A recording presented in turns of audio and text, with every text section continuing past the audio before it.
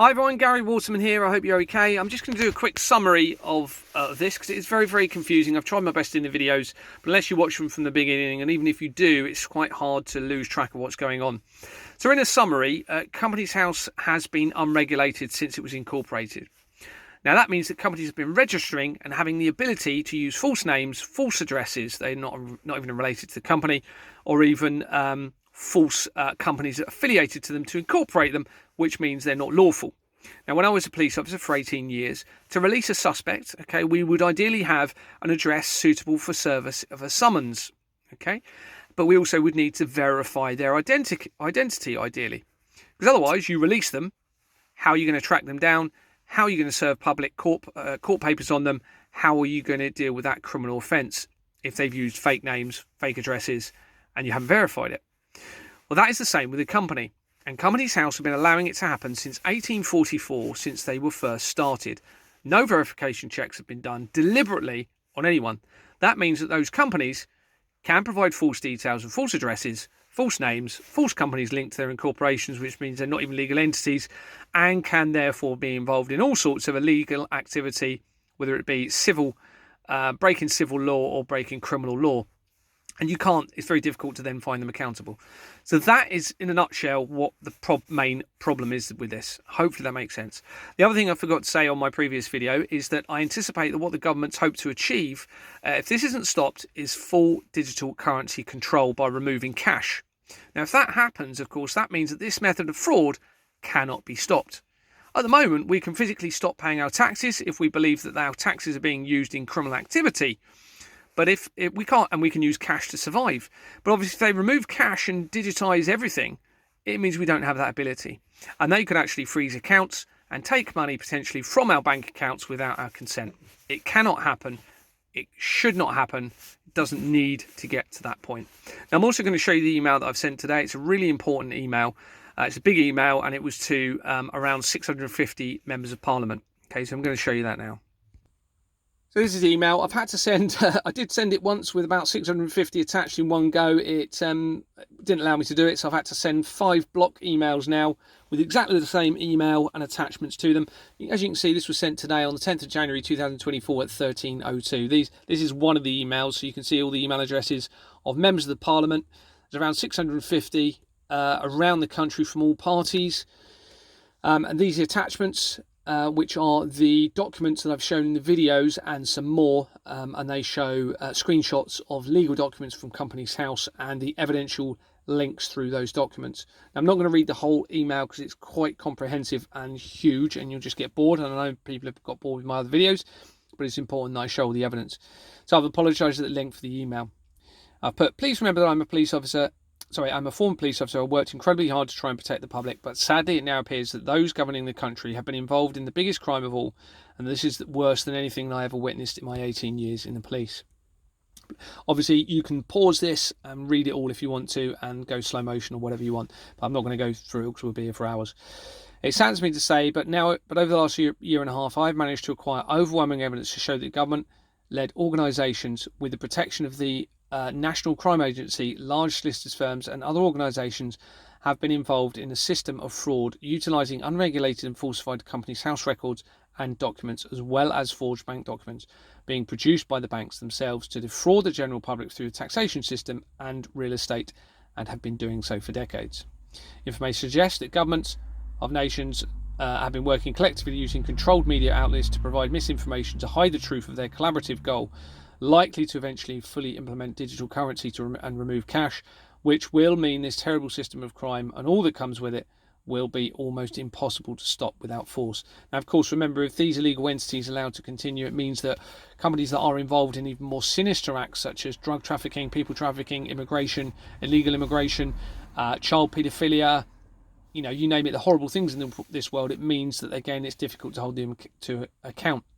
Information suggests that wars, drug trafficking, sexual and child abuse, illegal voting systems, major fraud through the taxation system, and unbelievable atrocities against our own citizens are linked to this system of fraud, which appears to have been deliberately allowed to happen since the creation of Companies House in 1844.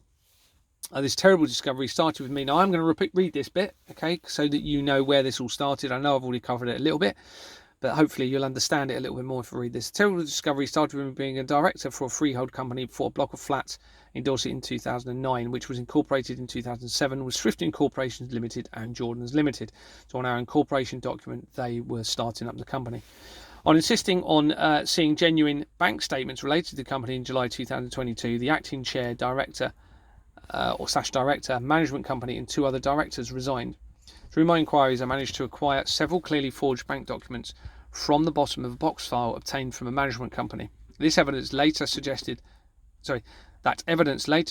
had been produced by someone within the Treasury Department of Lloyds Bank itself, and that over £167,000 of missing service charge contributions towards the building in which my company relates appeared to have been omitted since 2015. This, of course, meant that myself and others had been paying more than necessary for years, and that therefore had been defrauded. I discovered and secured evidence that one of the shareholders for my company was a recently retired NHS chief executive in charge of a £700 million budget and 10,000 staff, and that her husband was a former Dorset police officer whom had been leaked significant information about my report of fraud by those investigating it within the Economic Crime Unit of Dorset Police, despite him having been named as a prime suspect and being a friend of an accountant that had been using the forged bank documents to file false accounts for years. You can watch this back if it's complicated, listen to it. It's all true.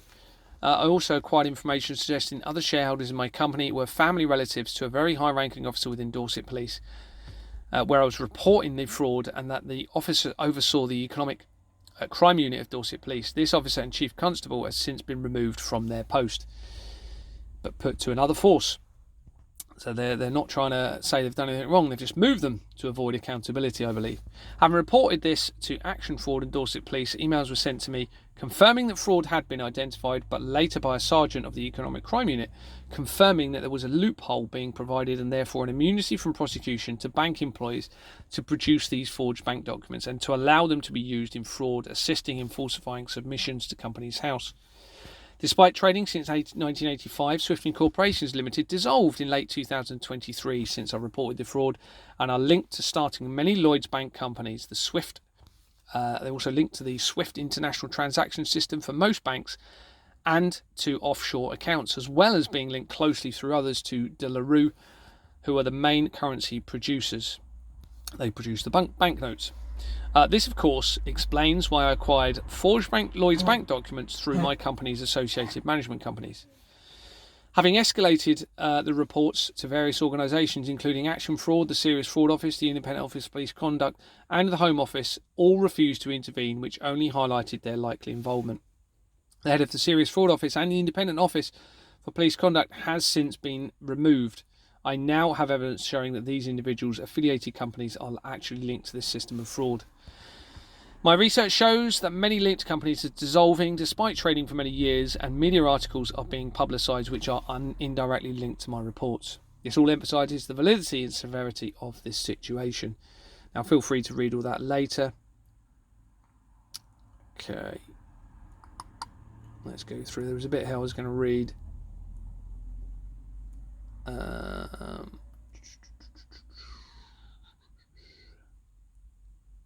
Where was it? Okay, so I've just gone on because I think this links into it heavily. There are other ways to deal with the world's problems without being influenced through constant expansion and overpopulation fueled by greed. I believe this system of fraud has driven those involved to deliberately incentivise people to have children through the benefit system, resulting in them being able to defraud the masses through the taxation system.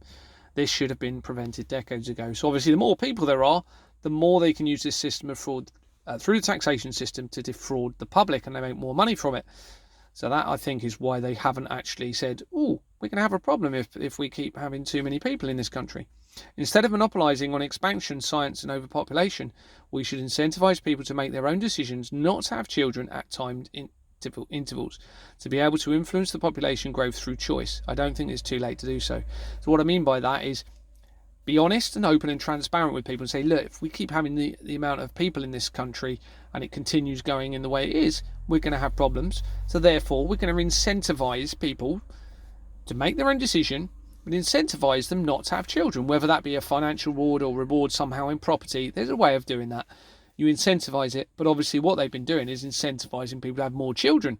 We've all heard it. People know that they get lots of money if they have children, so they have more children. But there you go. But this fraud hasn't, it's incentivized the politicians or whoever's involved in this not to stop it. Anyway, okay, and let's go on. So the main point of this email. The following things must therefore be implemented before I pay any further tax. And I've said that I will take part in any legal process to expose all of this. And there is masses of evidence. There's almost 100,000 word statement now, thousands of documents. And I'll stand up in court and prove the whole lot if need be. The following things must be done.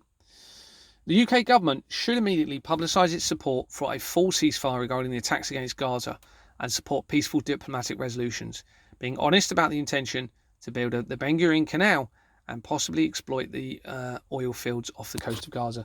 Now, if you look at my video on which features Ben Huchen, Teesside area, the Ben Gurion Canal, you'll see how that relates, but it's all linked to this fraud. The government should make an honest and frank public statement about what has been happening with the taxation system and real estate fraud. The UK government should make a public declaration that will not make any further efforts to remove the use of cash from society that will otherwise facilitate the full implementation of digital/electronic currency. Any members of Parliament or their advisors knowingly involved in this system of fraud or having been deliberately allowing it to continue should resign. They know who they are, and ideally they should be subjected to a full criminal investigation and processed through the criminal justice system, but the government will of course ensure that does not happen. Companies' house registration should be fully regulated, with the verification checks being made on all names and addresses associated with any new registered companies, not just some, which has recently been proposed since I reported this fraud, despite Companies' House trading since 1844. So they basically said they're not going to be able to verify all details. Well, that's rubbish. You verify it with everything else. That is a way of them allowing people to be still involved in the system. Verifications must be done so everybody can be held accountable through any legal activity in any companies. Number 6, the same verification should take place regarding existing registered companies. Okay, so any ones that are registered formally, they need to verify them. You'll get loads of companies shutting down over this. It's tough. Shouldn't have been involved in the first place. Number 7, evidential statements should be taken from Lloyds Bank in relation to the authenticity of the clearly forged bank documents obtained during my inquiries, and full investigation concluded regarding those involved surrounding Exbourne Manor and those individuals processed through the judicial system.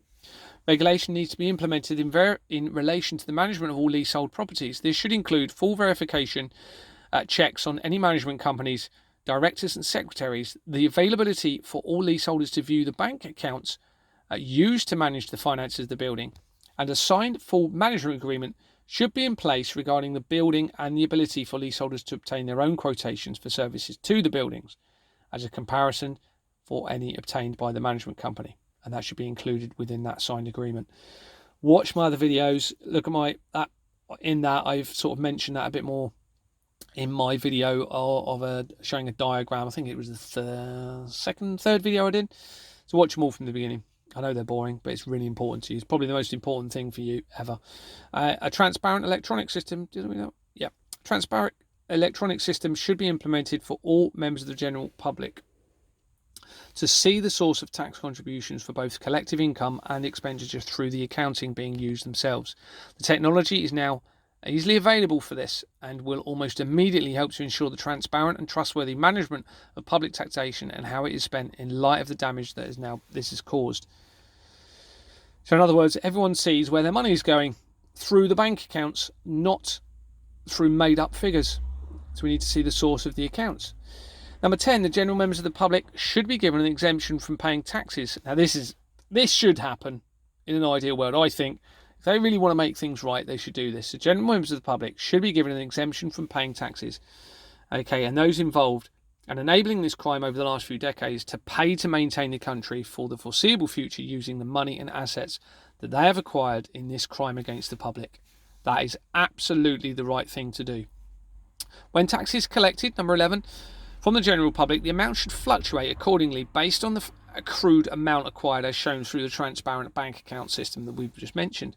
But of course, maintaining a suitable surplus balance to cover any unexpected eventualities for the country. Number 12, I have credible evidence that the voting system is corrupt. Now, I'll do a video on that.